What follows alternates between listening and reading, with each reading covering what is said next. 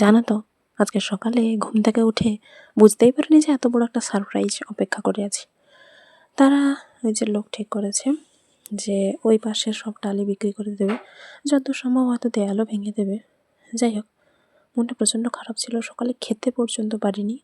তবে ক্লাসে যাওয়ার তাড়া আছে বলে তাড়াহুড়ো করে খাচ্ছিলাম আর অন্যমনস্ক ছিলাম। তো এমন অবস্থা হয়েছে, গালের ভেতর ছাল চামড়া ছিঁড়ে গেছে, কি প্রচণ্ড জ্বালা করছে আর রক্ত যাচ্ছিল। বাবা অনেক বুঝিয়ে সুঝিয়ে তারপর মুড়িটা অবশ্য খাইয়ে দিল। যাই হোক, তো যখন ক্লাস থেকে ফিরে আসি তখনও দেখি যে টালি খোলা চলছে দোতলার ছাদে আর 3 ছাদে। মনটা এতটা খারাপ লাগছিল, এতটা কষ্ট হচ্ছিল বলে বোঝাতে পারবো না। বারবার মনে হচ্ছিল যে এখন যদি দাদু ভাই, বুড়া ঠাকুমা এনারা থাকতো তাহলে বুঝতে পারতো যে দুধ কলা দিয়ে কীভাবে কালসাপ পুষে রেখেছিল। যাকে অবশ্য হ্যাঁ, আমার ঠাকুমারও বোঝা উচিত, কেননা তাদেরকে ভরসা করে ঘরের চাবি দিয়ে যেত, আমাদের কাছে রাখা যেত না। তো টালি তো ওখানে মেশিন ভ্যানে বোঝাই হচ্ছে, কিন্তু আমার মনের মধ্যে এতটা যন্ত্রণা হচ্ছে যেটা আমি বোঝাতে পারবো না। কী পরিমাণ যে কান্না পাচ্ছে, কান্না যখন আটকে রাখা হয় গলার মাঝে যে একটা জমাট বাঁধা কষ্ট থাকে না, সেইটা সারাদিন ধরে হচ্ছে।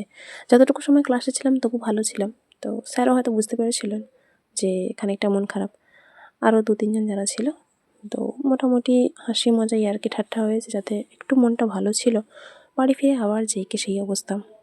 তো যাই হোক, একবার বোঝাই হয়ে চলে যাচ্ছে এই যে মেশিনে, আর আমি নিজের সাথে ছবিটা তুললাম। কিছু ক্ষত না মনের মধ্যে জমিয়ে রাখা উচিত, জানো তো, ক্ষত শুকিয়ে গেলে মুশকিল। এমনকি রেমো আজকে সকাল থেকে এতটা ভয় পেয়ে গেছে, পুরো ঘর দোরের চারপাশে ছোটাছুটি করছে, খোলা কাঠমার ওপর থেকে ঘুরছে। ওদের অবশ্য কোনো কিছুই না, এই বাড়ি থেকেই তাদের 2-3 তলা বাড়ি উঠে গেছে, সব কিছুই ঠিকঠাক। মানে আমরা যে থাকি, শীতকাল, এখন শীতে মানুষ মরে যাক তবু তাদের এরকম করতে হবে। আগে কিছু কিছু করে এক পাশের টালি বিক্রি করেছিল, আর এখন এ পাশটা প্রায় পুরোটাই খুলে ফেলেছে। দোতলার ঘরের অবশ্য একটা মানে ওদের রুমে যেটা ব্যবহার করে কিছু জিনিসপত্র হয়তো আছে, সেজন্য খোলেনি, সেটাও পরে হয়তো খুলে দেবে। রেমুই যে ওপরে ঘুরছে, হাত দিয়ে ডাকতেও নিচে নেমে চলে এসছে। আর আমার মুখে না আজকে সারাদিন সত্যিই হাসি নেই, জানো তো। একটু আধটু হয়তো ক্যামেরার সামনে হয়তো মুখটা হাসি হাসি করার চেষ্টা করছি, ব্যাস ওইটুকুই, আর কিছুই না। কী পরিমাণ যে মন খারাপ হচ্ছে কি বলবো, বলে বোঝাতে পারবো না। আজকে সারা দুপুরে ঘুম হয়নি একটু।